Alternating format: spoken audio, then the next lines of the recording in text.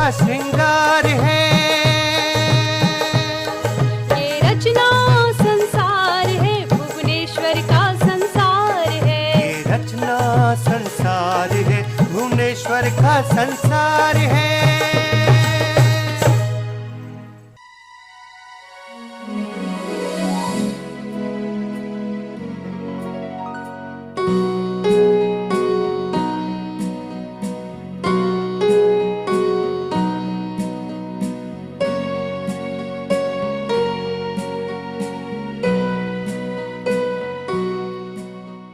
श्रोताओं नमस्कार। भुवनेश्वर का संसार ये धारावाहिक कार्यक्रम एक नमन है हिंदी के उस सुविख्यात एकांकीकार को जिसे हम भुवनेश्वर प्रसाद के नाम से जानते हैं। अपनी तरह की अनूठी शख्सियत, टूट गए पर हालात से समझौता नहीं किया, जिंदगी को अपने ही ढंग से जिया, समाज की सच्चाइयों को उजागर करने के एक साहित्यकार के दायित्व को सजगता के साथ ईमानदारी से निभाया, संवेदना के हर विषय को छुआ और गहराई तक अपने पात्रों के माध्यम से उसमें उतर भी गए। भुवनेश्वर का एक सुप्रसिद्ध एकांकी है आजादी की नींद। आज हम आपको यही नाटक सुनवाने जा रहे हैं। पहले कथासार।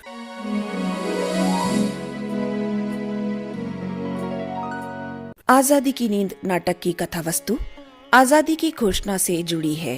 नौकर रेडियो से भारत आजाद होने की खबर सुनता है और उसे वह बहुत बड़ी खबर मानकर अपने मालिक को सुनाता है, जिसे वहां उपस्थित लोग अपने अपने ढंग से लेते हैं तथा अपनी अपनी राय जाहिर करते हैं। पेशेवर नेता, ईमानदार बातून, विशेषज्ञ, कम सुखन, कवि, मिसेज ईमानदार बातून, मिस कटारा, बूढ़ी दाई आदि लोगों की बौद्धिक क्षमता इसमें साफ झलकती है। भुवनेश्वर इस नाटक के माध्यम से उस क्षद्म बुद्धिवाद पर व्यंग करते हैं जो मूल चीज को भी अपनी तार्किक शक्ति से झुठलाने का असफल प्रयास करता है। पात्रों की बुद्धि विभिन्न विद्वानों के मतों और विचारों से इस कदर आक्रांत है कि उनकी मौलिक सोच मर चुकी है। वे छोटी छोटी बात भी अपनी मौलिक चेतना से स्वीकार नहीं कर पाते, सारा समय तर्क वितर्क में गुजार देते हैं और अपने खोखले बुद्धिवाद को दुनिया का सबसे अहम और बुनियादी चीज मानते हैं। आजादी शब्द सुनते ही इस नाटक के सारे पात्र उस शब्द की व्याख्या और औचित्य के पीछे पड़ जाते हैं, यहाँ तक कि उस खबर का कोई मतलब नहीं रह जाता। वे आपस में ही उलझे हैं, उन्हें केवल बातें करनी है, कर्म से कोई मतलब नहीं। आजादी मिलने पर पात्रों की प्रतिक्रिया देखने योग्य है। कोई आजादी विशेषज्ञों की चीज मानता है, कोई फैसला करने के लिए सोचता है, कोई कहता है कि आपने मेरी कविता नहीं सुनी वरना फैसले करे कराए मिलते, जबकि विशेषज्ञ आजादी की खबर को दूसरे अर्थों में ग्रहण करता है। बात यहीं समाप्त नहीं होती। आजादी की घोषणा की जा चुकी है, अब उसमें कुछ भी निर्णय लिया जाना बाकी नहीं रह गया है।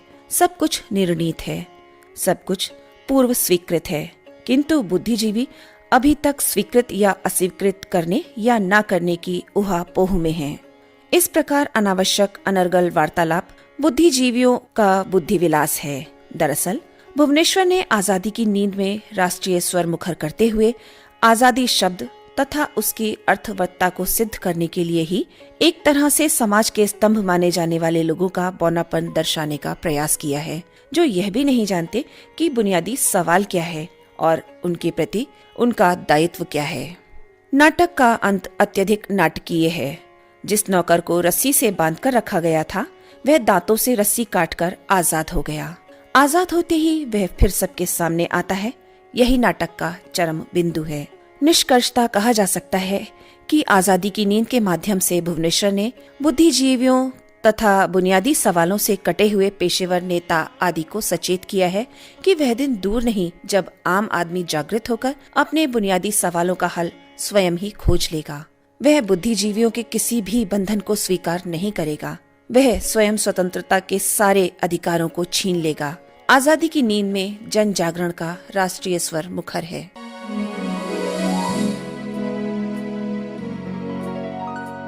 आजादी की नींद। श्रोताओं, अभी आपने भुवनेश्वर के लिखे इस एकांकी की संक्षिप्त विषय वस्तु सुनी।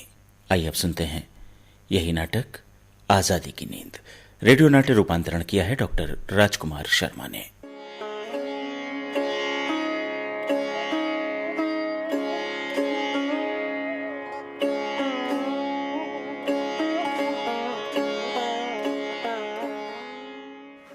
मैं पागल हो जाऊंगा, मैं जहर खा लूंगा, मैं दांतों से अपना हाथ काट लूंगा अगर मैंने इस कमरे में फिर कोई किताब देख ली।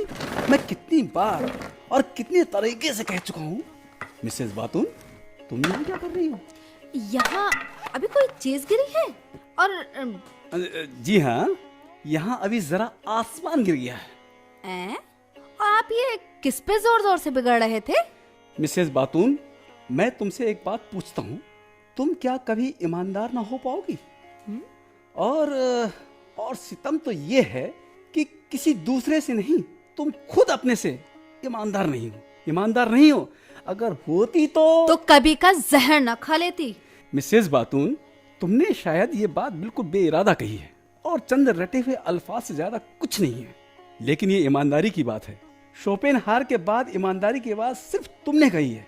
ईमानदारी पैदा करने की सबसे अच्छी क्या अकेली तरकीब यही है कि हम मौत नहीं, अपने अंदर मौत का एक ईमानदार लालच पैदा करें। यही और सिर्फ यही जिंदगी की भारहीन गुरुता, एक एब्स्ट्रैक्ट मास पैदा करता है। तुम्हारा भाषण सुन सुनकर अब ऊब चुकी हूँ। मैं तो चलती हूँ, गृहस्थी का तमाम काम पड़ा है। बूढ़ी दाई, तुम सुनो इनका भाषण। मैं बूढ़ी दाई हूँ ना, मुझे तो सबका भाषण सुनना ही है। लेकिन ये किताबें किसने नाली में फेंक दी? कैसी नीली नीली दफ्तियों की किताबें यहाँ कीचड़ में डाल दी, सब भीग गईं। उठाने पर देखो इनसे पानी टपक रहा है। ललन बाबू देखो, ये तुम्हारी किताबें हैं। ईमानदारी इस दुनिया में तुम्हारा यह भूडा चीरहरण कब खत्म होगा? तुम सोचती हो दाई कि मैं अब भी 2 बरस का गुलाबी हाथ पैरों वाला बच्चा हूँ और मुझे उसी निकम्मे गुलगुले जैसे नाम से पुकारा करो? रुई के गालों में रखकर तो मैंने तुम्हें पाला है, ले भला कहो। रुई गालों में जैसे नन्हे खरगोश का बच्चा विविसेक्शन के लिए पाला जाता है। लल्लन बाबू, तुम चुप रहो, बात बहुत करते हो और कोई काम धंधा तो तुम्हारे पास है नहीं। ली और किताबें फेंक दी। अरे कुछ काम धंधा करो। अब ये किताबें गारत हो गई ना, भला ये कोई बात है? तुमने क्यों फेंकी? फेंक दी बूढ़ी दाई, क्योंकि दुनिया की सब किताबें बेमानी के तमगे हैं, झूठ का जुलूस है, अंधेरे के मील का पत्थर है। तुम क्या समझोगी? लेकिन जैसे अधमुए आदमी के मुंह में गंगा जल टपकाया जाता है, तुम्हें भी ईमानदारी की बात सुननी पड़ेगी। अब बने घूमते हो ईमानदार बातून, और लेकिन मैंने भी मर खप कर तुम्हें बित्ते भर से इतना बड़ा किया है। बूढ़ी दाई, अगर तुम में दुर्वासा की तरह श्राप देने की ताकत होती तो मुझे फिर बित्ते भर का बामन बना देती। लेकिन तुम कहोगी थोड़ी, खुद सोचोगी भी नहीं। इसकी अदना सी वजह है कि तुम ईमानदार नहीं हो। लो, इनकी कमी रह गई थी, सो ये पेशेवर नेता भी यहाँ आ टपके। आइए आइए, आप ही जाइए पेशेवर नेता। हाँ, अब तो मैं आ ही गया हूँ बूढ़ी दादी। तो ईमानदार बातून, आज हुजूर का मिजाज शाम से ही गर्म है। अरे तभी तो मैं कहता हूँ कि हर संकट, हर क्राइसिस का असर आदमी पर एक अनजाने तरीके से पड़ता है, गैर जाने तरीके से, जैसे चांद से समुद्र में ज्वार उठता है। पेशेवर नेताजी, क्या मैं आपको ये याद दिला सकता हूँ कि मैं बजाते खुद पब्लिक मीटिंग हूँ? हाँ ईमानदार बातून, ज्वार हो या भाटा, लेकिन समुद्र तो समुद्र ही रहता है। लेकिन यदि चांद दी क्राइसिस, लेकिन तुम्हें उससे क्या, इन खाली कुर्सियों को ही पब्लिक मीटिंग बना दिया। पेशेवर नेता, तुम शायद मेरी बुनियादी ईमानदारी की सजा हो। तुमने भी अपनी स्पीच शुरू कर दी। तो ईमानदार बातून की स्पीच पूरी होने से पहले मैं बता दूं कि मैं विशेषज्ञ हूं और जिन चीजों का विशेषज्ञ हूं उनसे डरता हूं और उन्हें तोड़ना चाहता हूं। तो मैं कह रहा था कि बुनियादी ईमानदारी की सजा और अल्लाह, ये बुनियादी चीजों का जिक्र कौन कर रहा है? मैं विशेषज्ञ हूं और मैं जानता हूं कि बुनियादी चीजें विशेषज्ञों की संपत्ति हैं। मसलन दुनिया एक कार्ल मार्क्स से दूसरे कार्ल मार्क्स पर, जिस तरह एक लंगूर एक डाल से दूसरी और दूसरी से तीसरी पर कूदता है, कूद सकती है, लेकिन जॉन स्टुअर्ट मिल के बुनियादी सिद्धांतों के खिलाफ नहीं जा सकती। तो मैं सोवियत रूस से कहता हूँ कि देखा भाई तुम। सोवियत रूस कब और कहाँ मिल गया तुम्हें? मैं पेशेवर नेता हूँ। मैं जानता हूँ कि बुनियादी बातें ठीक हैं, लेकिन अपूर्ण हैं। वे अपूर्ण हैं, कमजोर हैं और एक सही और एक इंसानी मसलब की मोहताज है। क्राइसिस, संकट, ऐसी कोई चीज मैं जिसे खुद नहीं जानता। नमस्कार बंधु। यहाँ तो अच्छी खासी बहस छिड़ी हुई है।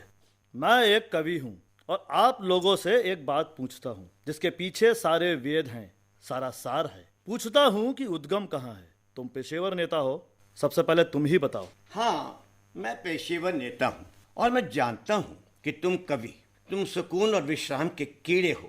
तुम न गा सकते हो और न चिल्ला सकते हो, इसलिए इनके बीच की चीज की कविता करते हो। क्राइसिस न तुम्हें छूती है न चिढ़ाती है, वो तुम्हें मिटाने से भी इनकार कर देती है। वो तुम्हें सिर्फ एक अभयदान देती है। हाँ हाँ बूढ़ी ताई, बताओ क्या बात है?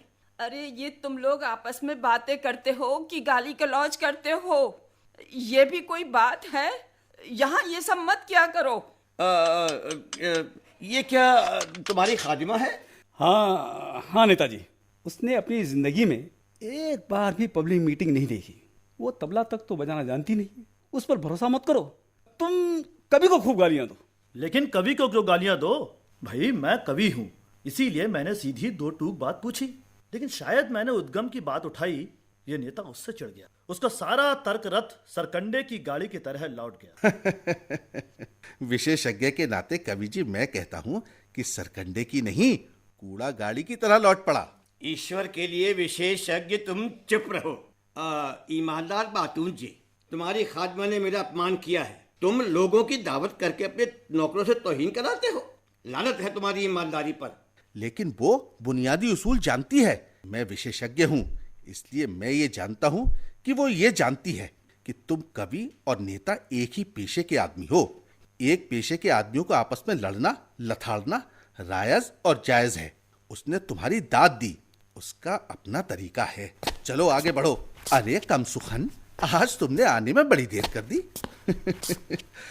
तुम्हें मैंने काफी दिनों के बाद देखा है। तुम आज भी उतने ही मोटे और भद्दे हो जितने पहले थे। अब तो तुम असुशील और अधेड़ भी हो चुके हो। विशेषज्ञ, तुम्हारी मजाक की आदत छूटेगी नहीं। लेकिन आप सब लोग खड़े क्यों हैं? बैठ क्यों नहीं जाते? अरे भाई, कुर्सियां बैठने के लिए ही होती हैं। हाँ, कम सुकन ने खूब कहा। दुनिया की तमाम बुनियादी बातों की नाक मोम कर दी। बुनियादी बात यह है, कुर्सियां बैठने के लिए ही होती हैं। हाँ ठीक है, सब बैठ गए। न जाने कब से खड़े खड़े ही बकबक कर रहे थे। अरे दाई, तुम क्यों दरवाजे से अंदर झांक रही हो? कुछ कहना है क्या? अब तो सब आ गए, लेकिन अभी वो बिटिया नहीं आई है। लेकिन लल्लन बाबू, तुम्हारा नौकर शाम का गया, अभी तरकारी लेकर नहीं लौटा। अब अगर खाने में देर हो गई तो धरती न छेद डालना। भला कब तरकारी आएगी तो कब बनेगी और कब खाई जाएगी? मैं ईमानदार बातून हूँ, आप सब जानते हैं। लेकिन तुम लोगों ने फिर वही किया। मैं हमेशा के लिए बैठने के लिए इनकार करता हूँ। मैंने तुमसे गुस्से में, खुशी में, होश में, बेहोशी में न जाने कितने मर्तबा कहा कि तुम मुझे लल्लन बाबू मत कहा करो। लेकिन बूढ़ी दाई तुम मान नहीं सकती। माता जी जाइए, आप भीतर बैठिए।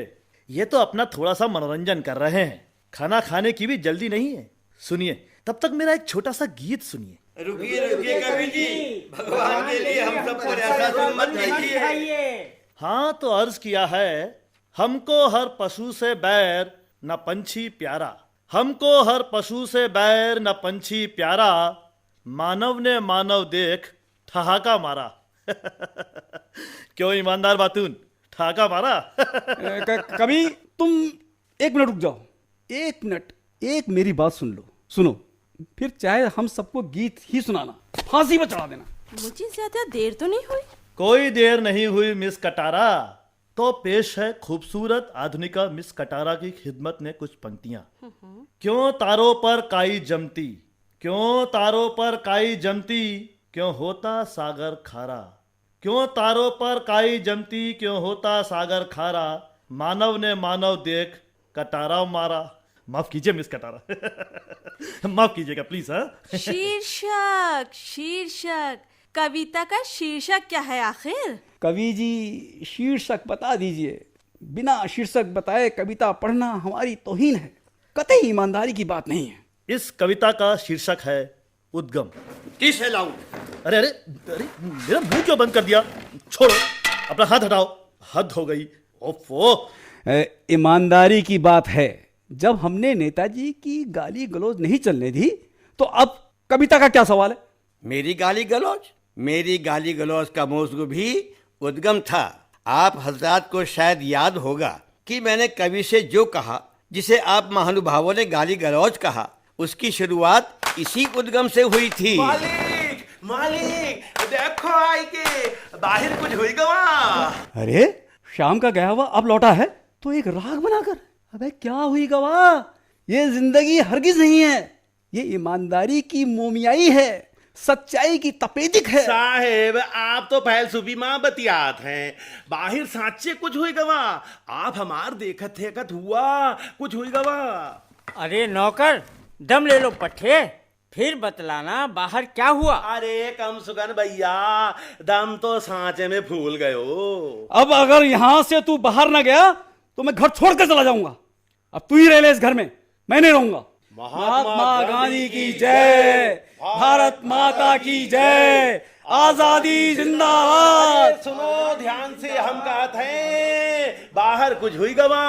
हम पूछा तो आप की तरह एक बाबू कहेन तो न जाने का भवा। रेडियो हुई जो गावत है बोलत है। रेडियो यानी रेडियो? वहे वहे जो गावत है पतुरियन की तरह, सो आजाद हुई गवा। आजाद? मेरी एक कविता है आजादी, सिर्फ 45 लाइनें हैं उसमें, लेकिन वो अभी अधूरी है। कुछ सुनिए। नहीं नहीं नहीं, तुम्हारा बोलना ठीक नहीं। अरे तुम ऐसे नहीं मानोगे। अरे अरे, मेरा मेरा मुंह क्यों बंद कर रहे हो? मैं प्रशा के इतिहास की दुहाई देता हूं, तुम में से कोई इस पाजी लुच्चे ईमानदारी के कज्जाक को, इस नौकर को बाहर निकाल दो। तुम जानते नहीं ये जो तरकारी के पैसे ले गया था उसकी शराब पी आया है। इसे निकाल दो, इसे फौरन निकाल दो, कबल इसके कि इसकी मोहक और घातक बेईमानी बादल बनकर यहां बरसना पड़े। ठीक है, आप ठीक कहत हो। हम अपन हाथ जोड़त हैं। हम अब मालिक का आजो झूठ बोलत, पिया जरूर है लेकिन अस नहीं पिया है कि रईसन की तरह भोग जाई। कभी तुम चुप ही रहो, हम तुम्हें बोलने नहीं देंगे। देखा तुमने, ये नौकर हमारे ऊपर थूक रहा है, हमारी बुनियादें हिला रहा है। लानत है तुम्हारे ऊपर। मालिक की बात का बुरा न मानियो, आपन किताबें बवालत है, विद्वानी करता आए। देखो देखो देखो देखो देखो देखो, अब भी कभी से उलझा है। इसे मार डालो, इसे अपनी ढालों के नीचे कुचल डालो। कम से कम लेकिन पहले ये मालूम कर लें कि बाहर क्या हुआ। ये खासी गद्दारी है। क्यों ईमानदार बातून?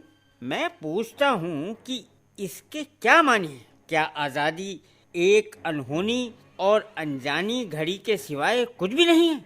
ये क्या शोभदेबाजी है? अरे तनिक देखो आई के, आप मालिक लोग आई के तनिक देख लियो। हम प्यादन के प्याके क्या बराई है। आजादी जानत आहो कहाँ का हुई गवा। मैं पूछता हूँ, क्या कोई भी यहाँ कुछ नहीं कर सकता कि इस पाजी मुद्दई को यहाँ से बाहर निकाल दे? नेता तुम ठीक कहते थे, लेकिन नहीं, मैं इसे पकड़ता हूँ। अब कहाँ जाओगे बचकर बेटा? लो, मैंने इसे पकड़ लिया। अब इसे यहाँ बंद कर दो ताकि ये दूसरी कोई खबर न ला सके। जब तक इसे बंद नहीं किया जाएगा तब तक ऐसे ही आए बाएं साएं बकता रहेगा। लो, अब कमरे में पड़े रहो, नौकर कहीं के। तुम लोगों को सांप क्यों सूंघ गया? तुम अपना भाषण चालू रखो। हाँ तो विशेषज्ञ, तुम क्या कह रहे थे? मैं कह रहा था कि मुझे कोई गम नहीं, सिर्फ एक गहरी थकान है। आजादी विशेषज्ञों की चीज है, न जनता की न देश की। कवियों की बनाई आजादी किस काम की? क्यों ईमानदार बातून? हाँ, मैं भी सिर्फ एक बात कहता हूँ क्या हमें जल्द कोई राय कायम नहीं करनी चाहिए? हमें ये करना चाहिए, ये करना चाहिए। हमें आखिर क्या करना चाहिए? तुम्हारी बात सही हो सकती है ईमानदार बातून, लेकिन फैसला हम क्यों फैसला करें? हम कोई फैसला नहीं करना चाहते। आपने मेरी कविता नहीं सुनी तो फैसला करने की आवश्यकता ही नहीं होती। फैसले निसार हैं, कोई चीज कभी फैसला ही नहीं होती। तुम कवि हो, अब तुम्हें कोई फैसला करने की जरूरत नहीं। तुम्हें अब तमाम फैसले करे कराए हुए ही मिलेंगे। अगर आप समझदार हैं और मेरी अर्थात विशेषज्ञ की राय मानेंगे तो आजादी सिर्फ एक खबर है, सड़कों की भीड़ में घिसटती हुई एक खबर, इससे ज्यादा कुछ नहीं। अरे ईमानदार बातून, ये नौकर तो फिर बाहर आ गया। हम कहा था कि तुम यहाँ का कुलियामा गुड़ फावड़त हो, बाहर निकल के देखो, वहाँ हमारी आजादी मची आए। इस बंदर को तो आपने भीतर बंद कर दिया था, फिर ये बाहर कैसे आ गया?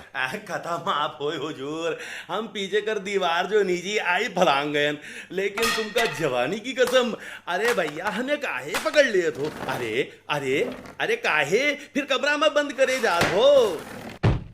क्यों कवि, हम क्यों ना चुपचुपाते हुए ये मान लें कि हम आजाद हो गए? नहीं, हरगिज और कदापि नहीं। मेरी आजादी शीर्षक कविता अभी अधूरी है। लो, मैं उस हत्या को भीतर बांध आया हूँ। मैंने उससे रस्सियों से जकड़ दिया है। मैं देखूंगा कि अब किस तरह ये नौकर बाहर जाता है, लेकिन हमें कुछ फैसला अभी और जरूर करना होगा। मेरे जैसे नेता के होते हुए ये नहीं हो सकता। तुम्हारे सारे फैसले बेसुध होंगे। सिर्फ एक मखौल, यही नहीं, ये देश और समाज के साथ गद्दारी होगी। हम कहते हैं कि फैसले तुम्हारी संपत्ति रहे ही नहीं। हमें इस शख्स को बिल्कुल भूल जाना चाहिए। मैं विशेषज्ञ हूँ और मैं जानता हूँ कि ये बुनियादी उसूलों के खिलाफ है। लेटूर्जे ने कहा है, तुम मुझे ना चैन से मरने दोगे ना आजाद होने। यहाँ न फैसलों का सवाल, न बुनियादी उसूलों का सवाल, ईमानदारी का है। सवाल सार का है तथा उद्गम का। तुम्हें ये सब हम कवि की आंखों से देखना पड़ेगा। सवाल आजादी का है, क्यों बूढ़ी दाई? अरे सवाल खाने का है। ये आज क्या हो रहा है लल्लन बाबू? ये नौकर क्यों तुमने बांध कर डाल दिया है?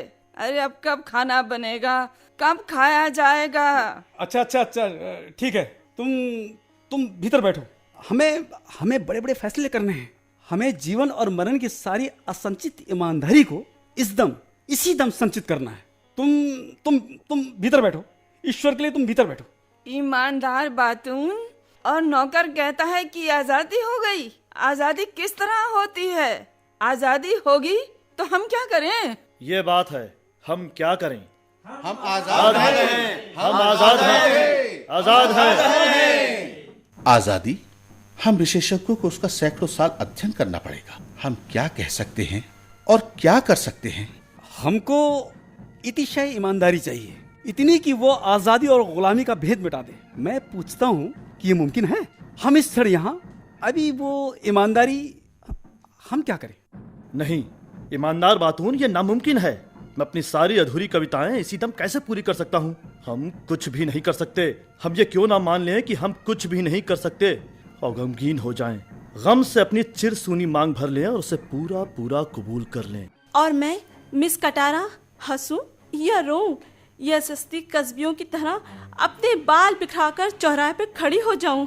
ये जो विष युग युग से मेरे अंदर जमा हो रहा है, अगर मैं कहूं कि तुम सब मेरे लाल सूरजमुखी से होठों को एक बार चूमकर इस विष को काट लो, तो क्या तुम ये करोगे? मैं नेता होने के नाते तुम्हें आगाह करता हूँ मिस कटारा, तुम फैसला कर रही हो। हम ये बर्दाश्त नहीं कर सकते। मैं कहता हूँ कि ये बर्दाश्त नहीं किया जाएगा, नहीं किया जाएगा। मैं कुछ नहीं जानती। इस एक पल में मुझे ये मालूम हुआ कि सदियों से एक घना सिला हुआ अंधेरा मेरे अंदर जमा हो रहा था। वाकई सदियों से। ये क्या उल्लू की तरह मुझे घूर रहे हो? ये युग युगांतर का उद्गम है। क्या तुम ये नहीं कर सकते कि तुम मेरे होठों को चूमो और अंधेरा छटे? और तुम ईमानदार बातून? नहीं, हरगिज नहीं। हमारी समझ में ये नहीं आया कि तुम क्या कह रही हो।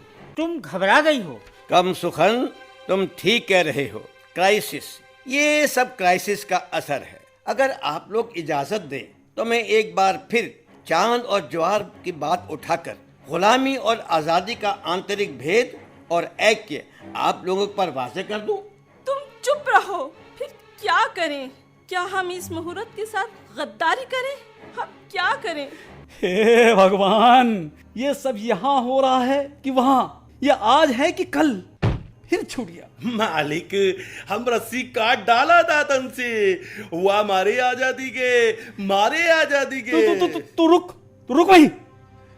तुझे अभी ठीक करता हूँ। मालिक, अब ई सब ना हुई, अब कुछ और हुई। अब का होई हैं? अब का होई? अबे मैं पूछता हूँ कि अब का होई? अरे इसका मुंह बंद कर दो, शीशा पिलाकर इसकी हड्डियां भारी कर दो, कुछ करो। अरे कुछ तुरंत करो इसको। तुहार खोपड़ी पे जब तक ये बोतल न जमाई जाए तब तक तुम्हारा अकल ठिकाने न आने वाली है।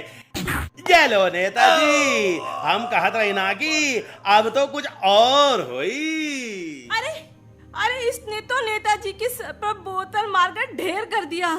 इसे कोई पकड़ लो, ये बेहद नशे में है। ये कुछ भी कर बैठेगा या कुछ कह बैठेगा। अरे अरे अरे ये क्या कर रहे हो? हम सबको तू कुर्सी से क्यों बांध रहा है? ये लो, हम तुम सबका कुर्सी के साथ रस्सी से कसके बांधे न। अब हुई गवाह, सब ठीक। अब तुम अपन आजादी की सवाओ, अब कुछ और हुई।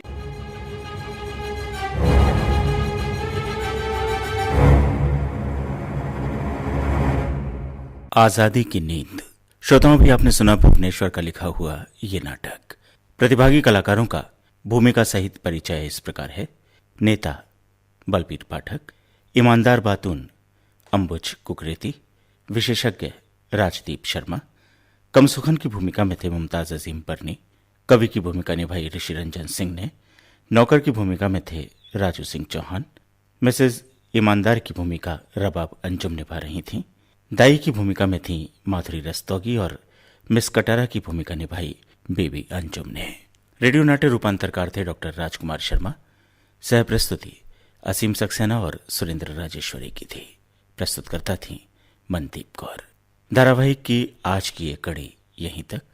अगली कड़ी में फिर उपस्थित होंगे भुवनेश्वर के लिखे एक और नाटक के साथ। तब तक के लिए नमस्कार।